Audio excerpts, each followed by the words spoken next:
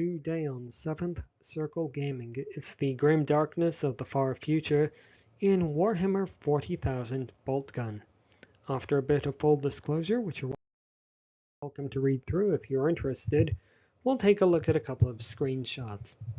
Now in our first screenshot, as we usually do here, we talk about the in-game world and the user interface. This is no exception.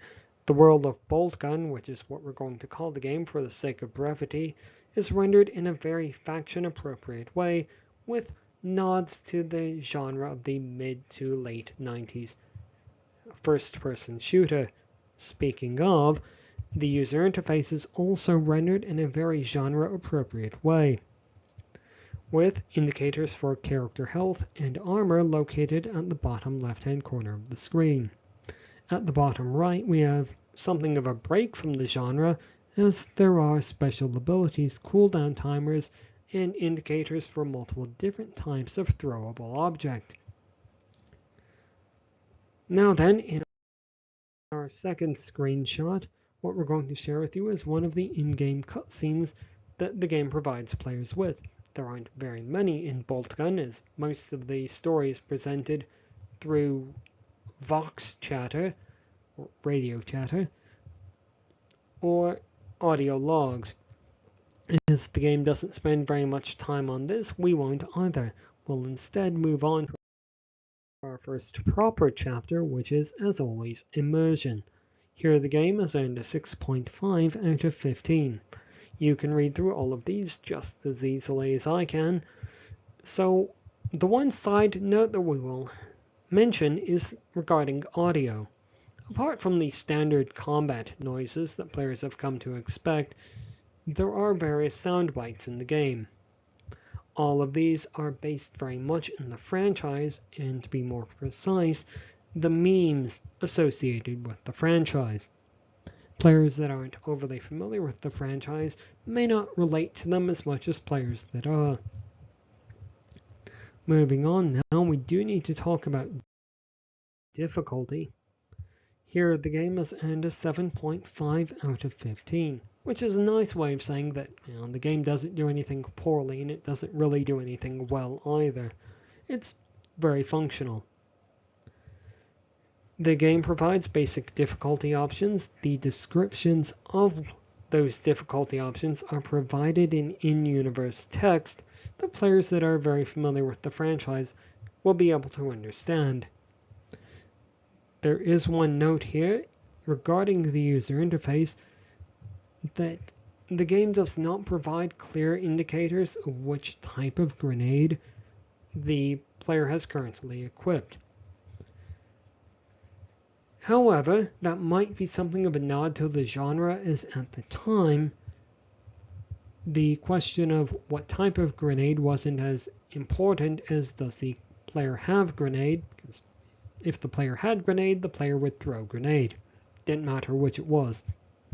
So the game doesn't lose or gain any credit from that. Let's instead move on and ask the question of what is going to keep players playing through the game and keep the game installed on hard drives. Well, for that, which we call lasting appeal, the game has earned a 5.5 out of 15. The game is very much grounded in the science fiction, science fantasy franchise that has been licensed by the developer and the publisher. It is, on the other hand, a very straightforward game. At present, it lacks DLC. That may change in the future.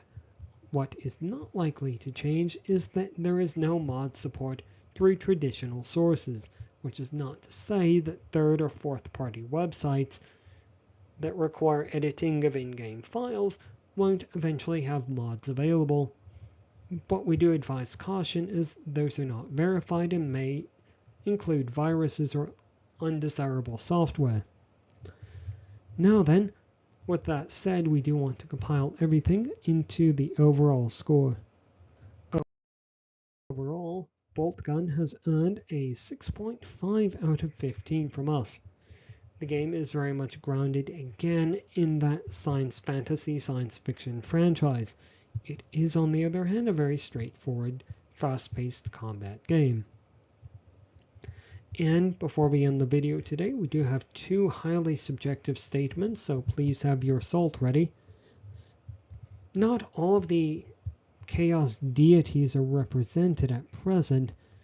So far, what we've seen are only Chaos Undivided, Nurgle, and Siege. Nothing regarding Slanesh or Khorne. That may change with DLC, but at present they don't make any appearances. Finally, though the game has earned an objective score of 6.5, we do feel that a fan of the franchise could easily award the game an 8 or 9 out of 15, as Boltgun does scratch the itch, if you'll forgive the expression, for a Warhammer 40,000 video game that's at least average or better than that, or true to the franchise. And with that subjective note, we will just say thanks very much to everyone who watched all the way to the end of the video. We look forward to seeing you on the next one, and from 7th Circle Gaming, goodbye.